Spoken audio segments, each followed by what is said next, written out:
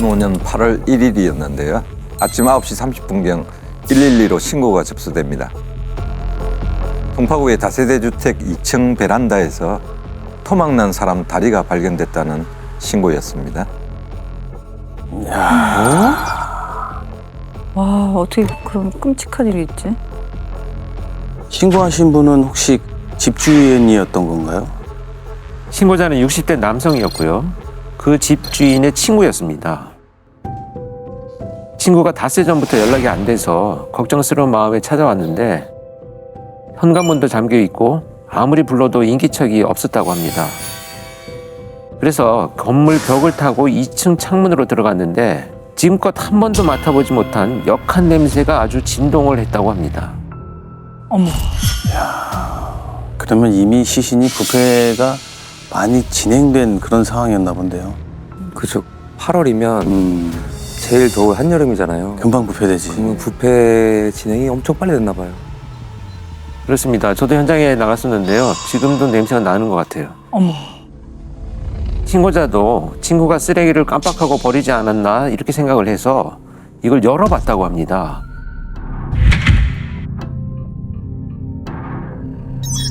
이게 뭐야? 이 마대자루 같은데. 저기에 다리가 들어있었다고? 이게 다리가 들어가기에는 좀 너무 작지 않아요? 저 밑에 지금 막 아.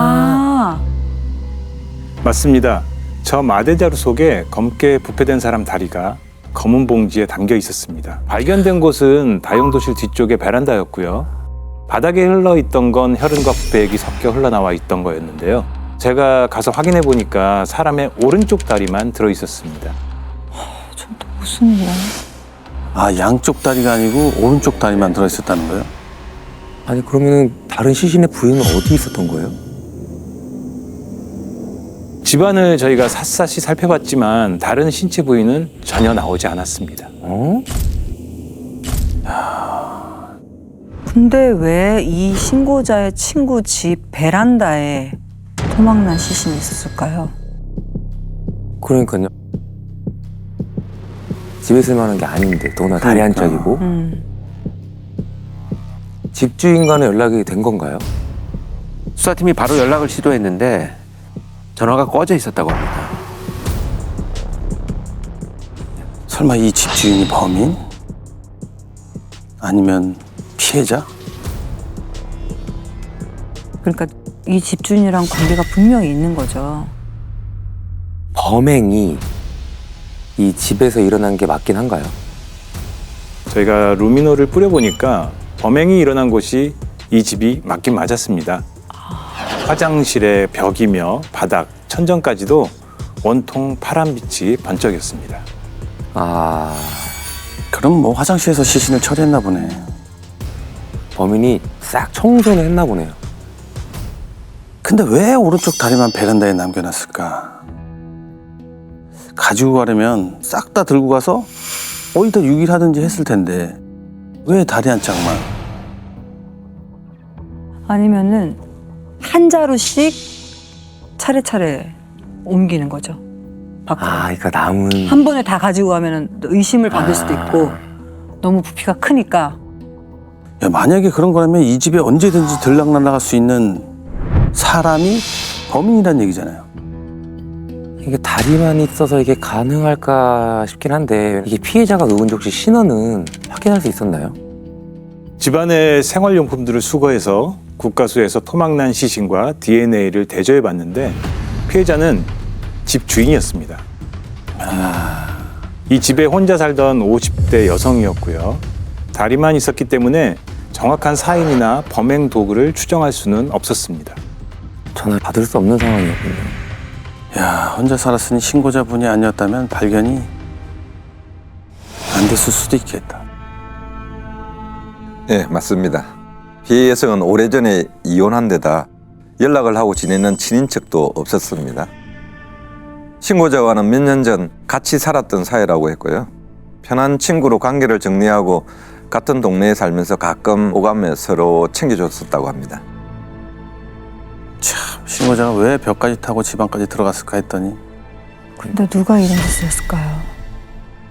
강도라고 치면 우연히 들어갔다가 그 집안에서 토막까지는 하지 않았을 거 아니에요. 그렇지. 그럼. 예, 그럴 가능성이 높았습니다. 이 집 현관문은 자동으로 잠기는 게 아니라 반드시 밖에서 열쇠로 잠가야 했거든요. 근데 열쇠가 집 안에서 발견된 겁니다. 현관문이 아닌 다른 곳으로 침입한 흔적도 나오지 않았고요.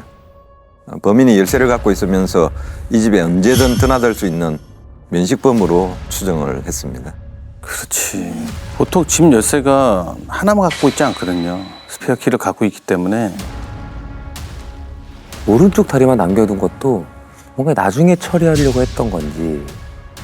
야, 근데 가까운 친척도 없다면서 누구지?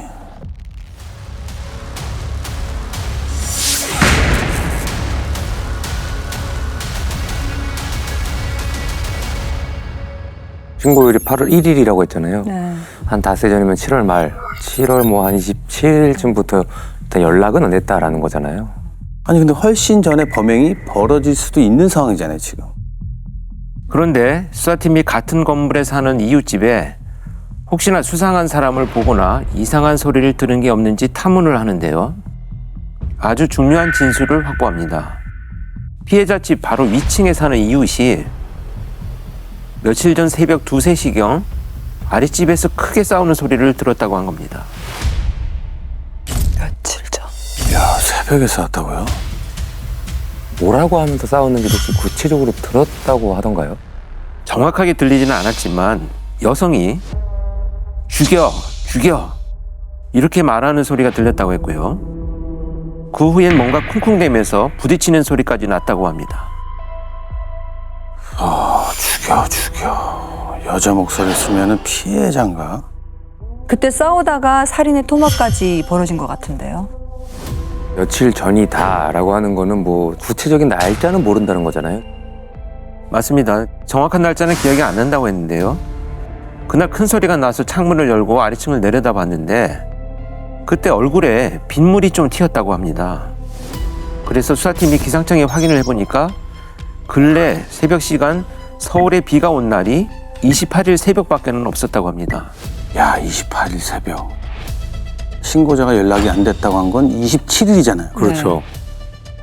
그러면 27일에 언젠가부터 28일 새벽 사이에 같이 있던 사람이 그랬을 가능성이 크고 가까운 사람일 수도 있는 거잖아요. 그래서 가장 먼저 신고자였던 그 60대 남성이 용의선상에 오릅니다. 가까운 사람이라 그러면은 신고자밖에 없는 상황이니까. 과거에 동거도 했다고 하니. 아, 근데 범인이면 피해자 오른쪽 다리를 집에 두고 신고를 했을까요? 그게 다 처리했겠지. 그러니까. 가능성이 낮긴 했지만 범인이 아니라면 빠르게 용의선상에서 제외시켜야 할 중요한 인물이긴 했기 때문에 신고자가 된 알리바이를 확인해 보기로 하는데요. 이 남성이 진술 중에 좀 이상한 얘기를 꺼냅니다. 5일 전 피해자에게 전화를 했을 때 분명히 전원이 꺼졌다는 안내 음성이 나왔는데 어느 순간 전화가 켜진 건지 통화 연결음이 들렸다고 합니다. 전화는 계속 받질 않았다고 했고요. 28일 날 새벽에 분명 무슨 일이 벌어진 것 같은데 누군가 전화를 켰다. 그러면 범인이 피해 여성의 전화를 갖고 있다는 얘긴가? 그렇죠. 집안에서도 피해자의 휴대전화가 발견되지 않아서 수사팀은 범인이 가져갔을 걸로 보고 있었습니다. 그래서 휴대전화 통화 내역을 긴급 요청하는데요. 마지막 통화 기록이 7월 29일 오전으로 나옵니다. 29일이요? 기록으로 잡힌 거면 전화를 받거나 걸었다는 얘기잖아요. 누구랑 통화를 한 걸로 나왔나요? 40대 여성이었는데요. 수사팀이 만나보니 커피숍 주인이었다고 합니다. 본인이 전화를 건 게 아니라 전화를 받았다고 했고요. 전화를 한 사람이 여성이 아닌 웬 남성이었다고 합니다. 야, 왜 커피숍 주인한테 전화를 했을까요? 그러니까. 전화해서 뭐라고 한 거죠? 충주에 있는 병원인데 아주머니가 몸이 아파 쓰러져 입원을 했다. 가방에 계약서 같은 게 있어서 연락을 한 건데 약속을 못 지킬 것 같다. 나중에 깨어나면 연락을 주겠다. 뭐 이런 말을 했다고 합니다. 이건 무슨 소리인지 이해가 안 되는데요. 그러니까 전화기 주인이 병원에 입원을 했는데 가방을 열어봤더니 계약서가 있었다. 그 계약서에 적힌 날짜랑 계약할 상대 연락처를 보고 전화해서 약속을 못 지킬 것 같다고 굳이 얘기했다고요? 이거를? 너무 말이 안 되는데. 아니, 진짜로 뭔가의 계약이 있긴 한 게 맞았나요? 예, 있었습니다. 피해자가 커피숍을 인수하기로 해서 7월 초에 계약서를 썼다고 하고요. 29일은 잔금을 치르기로 한 날이었다고 합니다. 그래서 피해자의 금융거래 내역을 확인해 봤더니 신고자가 연락이 안 된다고 했던 27일에 7,400만 원어치 수표를 인출한 게 실제로 확인됩니다. 돈이네, 돈이야. 커피숍 매매 잔금 뽑은 날 밤에서 새벽 사이 누군가랑 다퉜다는 거잖아요.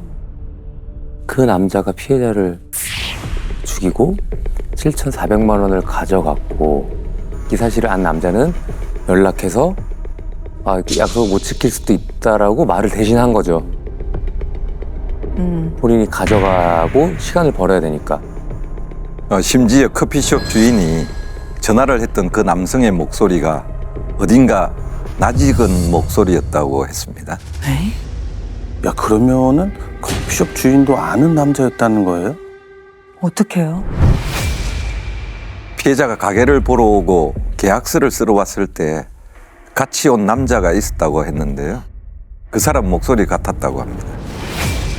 그래서 커피숍 주인이 혹시 계약하러 왔을 때 같이 왔던 분이냐? 라고 물었더니 황급히 전화를 끊었다고 합니다.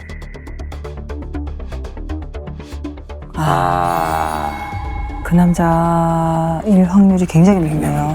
당황해서 전화를 끊은 거니까. 이러면 이상하지. 당당하면 신고를 밝혔을 거 아니에요. 그 남자가 혹시 신고자는 아니겠죠? 수사팀이 신고자 사진을 커피숍 주인한테 보여줬는데요. 피해 여성과 같이 왔던 남자가 아니라고 합니다.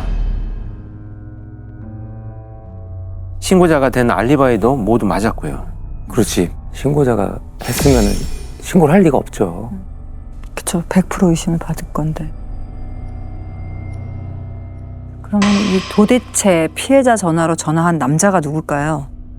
일단은 뭐 계약할 때마다 같이 갈 정도면 진짜 가까운 사이라는 건데. 그래서 이 피해 여성과 가장 많이 전화한 휴대전화 명의자의 사진을 커피숍 주인에게 보여줬는데 피해자와 계약할 때 같이 왔던 사람이 맞다면서 확인을 해줍니다.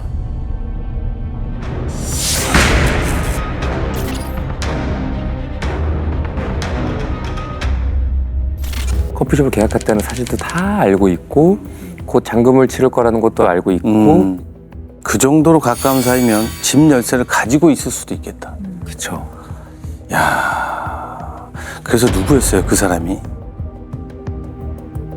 개인 택시를 운영하는 50대 중반의 남성이었는데요. 처자식이 있는 한 집안의 평범한 가장이었습니다. 가벼운 벌금형 외엔 전과도 없었고요. 가정에 있는 사람이라. 그러면 이게 뭐 내연 관계로 만나고 있던 사이였을까요? 그 정도로 가까웠다라고 하면. 아니 근데 이게 처자식도 있고 전과도 없는 사람이 살인을 저질렀는데 거기다가 토막까지 냈다고 하는 게 좀 믿기지가 않는데요. 그러니까요. 바로 만나보셨나요? 예, 만납니다. 피해 여성과 오랜 내연 관계라는 건 인정을 했는데요. 살인에 대해서는 아니라고 펄쩍 뜁니다. 최근에 여자친구가 커피숍을 인수한다고 해서 돈까지 빌려줬다면서 받을 돈이 있는데 내가 왜 죽이겠냐. 죽은 줄도 몰랐다고 하면서 한마디를 덧붙였는데 집도 어딘지 모른다. 이렇게 주장을 합니다. 에이. 가능한가? 그래서 집이 어딘지 모른다는 게 말이 되나요? 야, 그리고 만나던 사람이 죽었다고 하는데 이 슬퍼해야 되는 게 맞는데 아니라고 펄쩍 뛰었다? 이것도 좀 무심할 만한. 그렇죠. 시작부터 말이 안 되죠. 그래서 이 남성이 참고인 진술을 하는 동안 이 남성이 몰고 다니던 개인 택시 감식이 들어갔는데 여기서 온갖 증거가 쏟아져 나옵니다. 운전석 시트 밑에서 피해 여성의 휴대전화가 나왔고요. 글로브박스에서 커피숍 매매 계약서, 운전석과 조수석 사이 보관함에서 피해 여성 집 열쇠가 나옵니다. 트렁크에서 피 묻은 와이셔츠까지 발견이 됐습니다. 참, 택시 안에 다 있었네. 다 나왔네 택시 안에서. 뭘 펄쩍 뛰냐. 잡힐까봐 펄쩍 뛴 거지. 이제는 발뺌 못하겠죠. 웬걸요? 수사팀이 전화기와 열쇠부터 들이밀었더니 손님이 두고 내린 거라 누구 건지 모른다고 합니다. 피해자 거라는 게 다 확인됐다고 하니까 그제야 여자친구가 차에 두고 내렸다고 말을 바꾸고요. 그럼 계약서는 왜 갖고 있느냐 했더니 여자친구가 보관해달라고 해서 가지고 있었던 것뿐이라고 주장합니다. 말 같지도 않은 얘기가 있어. 오늘만 사는 사람이네, 완전. 집을 모른다고 할 때부터 좀 의심스럽고 불길했어. 와이셔츠는 피가 다 묻어 있는데 이건 아니라고 못했을 거 아닙니까? 거짓말이 굉장히 구체적입니다. 여자친구가 깨진 유리를 밟아 다친 적이 있는데 셔츠를 밑에 깔고 발가락에 박힌 유리 파편을 빼주다가 묻은 것이라고 주장을 합니다. 어머머? 그래서 당시 수사팀장이 그럼 그때 그 장소로 가보자고 하면서 남자를 데리고 갔는데 남자가 진술한 자세가 나오지 않았다고 합니다. 그러니까 장소를 헷갈렸다며 다른 곳이라고 주장했지만 역시나 똑같았다고 하고요. 직접 가서 확인할 줄 몰랐겠죠. 이 정도의 철면 피해인 범인은 끝까지 이런 식으로 나오는 경우가 많거든요. 맞습니다. 이 남성은 수사팀과 말도 안 되는 줄다리기를 시작을 하는데요. 이 남성의 택시에서 아주 결정적인 단서가 하나 더 나옵니다. 바로 범행 동기로 추정됐던 잔금의 행방입니다. 글로브박스에서 어떤 남성 명의의 통장과 주민등록증, 장애인 복지카드가 나왔는데요. 통장을 만든 날짜가 28일이었고 그날 거액이 입금돼 있었던 겁니다. 남자는 또 어떤 손님이 두고 내린 거다 이렇게 주장을 했고요.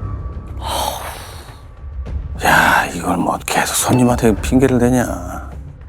아니 웃긴 게 진짜로 손님이 두고 내렸다면 7,400여만 원이 든 통장이면 찾아줘야죠. 경찰서에 당연하지. 왜 다 품고 앉았어. 그러니까 참. 통장의 주인은 누구였나요? 이 남성의 처남이었습니다. 장애인 복지 카드가 있었던 건 처남이 지체 장애인이었기 때문이고요. 또 이용했네. 근데 은행 직원들의 진술을 듣고 정말 황당한 상황이 펼쳐집니다. 처남을 시켜서 만든 건 줄 알았더니 직접 쩔뚝거리며 은행을 들어간 게 이 남자였습니다. 심지어 자기가 오른팔을 못 쓴다고 하면서 가입 신청서도 은행 직원에게 대신 적어달라고 했다고 하고요. 야, 처남인 척, 그것도 장애인인 척 하면서 통장을 만든 거잖아요. 아니 근데 그게 티가 안 났던 건가요? 이게 은행 직원을 어떻게 감쪽같이 속인 거죠? 처남 이름으로 된 인감까지 가져갔다고 합니다. 수사팀이 근처 도장 가게를 샅샅이 찾아서 그날 처남 이름으로 인감까지 새로 팠던 걸 확인합니다. 그것까지도 팠네 도장을. 정성도 그런 정성이 없네요. 야, 갑자기 이 큰 돈을 뭐라고 설명해, 이건. 설명할 수가 없잖아요. 네, 여기까지 왔는데 쉽게 인정할 리가 없죠. 그 돈도 계약서랑 같이 피해자가 보관해달라고 부탁을 한 건데 피해자가 연락이 안 되니까 그냥 욕심이 났던 것뿐이다 이렇게 주장을 합니다. 말도 안 돼. 피해자가 죽은 줄도 몰랐다고 펄쩍 뛰었다 그러면서 뭐 그 돈을 가지려고 했다고? 7,400만 원의 돈을 가까운 사이도 안 맡길 건데 이거를 부탁을 했다고? 그러니까 지금도 큰 돈인데 그때는 얼마나 큰 돈이에요. 그럼요. 그런데 통장에 입금된 돈은 7천만 원 뿐이었습니다. 7,400이었잖아요. 그럼 나머지 400만 원은요? 나머지 400만 원어치 수표는 전부 확인이 되지는 않았지만 일부는 유류비로 쓰고 일부는 자녀들한테 용돈으로 준 걸로 드러났습니다. 아휴. 야, 이거 내연관계였던 여성을 토막내서 다 죽이고 훔친 돈을 시간대 용돈으로 줬다는 거. 이야, 이거. 와. 지금 어쨌든 간에 문제는 계속 부인하고 있다는 거잖아요. 재판 가서도 이럽니까? 네, 법정까지 가서도 끝까지 부인했는데요. 새로운 단서가 나올 때마다 진술을 수차례 바꾼 정황들이 있었고 차에서 나온 증거들과 범행 당시 다친 걸로 추정되는 몸에 난 상처들까지 부인할 수 없는 증거가 수두룩했기 때문에 죗값은 피할 수 없었습니다. 당연하지. 죗값이 했는데. 이런 거는 정말 이렇게 위증을 계속 한 거잖아요. 그러니까 이 괘씸죄하고 이 법정 기만 뭐 그런 걸로 해서 형량이 더 높게 나와야 되는 건데, 야, 계속 거짓말하네 이거 참. 그래서 죗값은 얼마나 받았습니까? 살인 및 사체 유기로 20년을 선고받았습니다. 야, 이거 1심에서 무기징역이 선고됐는데 2심에서 강도를 목적으로 살인을 한 게 아니라 살인은 그러니까 28일 새벽 싸우다가 우발적으로 일어난 일이다. 이 주장이 받아들여졌습니다. 그걸 어떻게 알아? 피해자는 말할 수가 없는데. 그리고 그날 피해자가 계약금을 찾자마자 싸워서 일이 벌어진 거잖아요. 사람 죽이고 다음날 은행 가서 차남 행사하면서 통장 만들어서 지금 빼는 거잖아요. 이게 어떻게 계획이 아니냐고. 오른쪽 다리 말고 다른 시신은 어디에 있다고 합니까? 경기도 광주의 팔당호 근처에서 왼쪽 다리와 골반이 발견됐는데요. 시신을 온전히 다 찾지는 못했습니다. 와, 이 얘기를 안 하면 모르는 거지. 끝까지 알 수가 없는 끝까지 알 거네요. 야, 이거 시신은 다 찾아서 장례를 치르게 해줘야지. 그거는 인간으로서 와. 사람을 저렇게 사지를 잘라놓고 토막을 냈는데 저렇게 눈 뜨고 살 수 있을까? 거짓말을 뻔뻔히 하고. 피해자분은 끝까지 눈을 제대로 못 감을 것 같아요. 예. 즐겨봐 이 채널.